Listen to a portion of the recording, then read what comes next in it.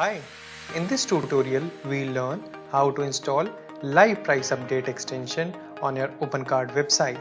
So let's begin.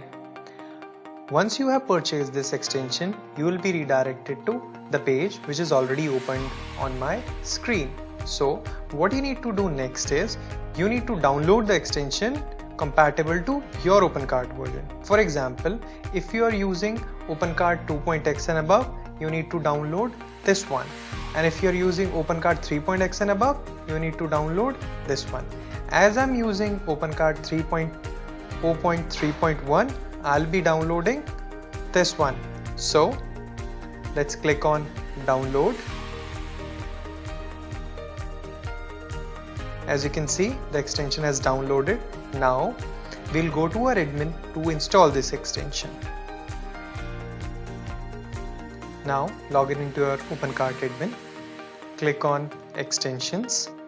Now click on installer. You must be knowing we use installer to install the extensions. Now click on upload and select the file which we just downloaded. This is live price update 3.0c mod. Let's open this file, and now the installer will install this, and as you can see, the installer has successfully installed the extension.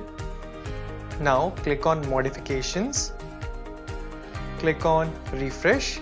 This is a general process. Now click on extensions again and extensions, click on modules. The extension can be seen here in the module names, but it's disabled. We need to enable it. Before that, you need to click on install. Now click on edit. Now you need to click on enable. Regarding the other options, we will discuss this in the next video. This video is particularly to make you understand how to install this. So enable this. Now click on save. And that's it. We have successfully installed the extension and enabled it. Now let's go to the front end and check whether the extension is working or not.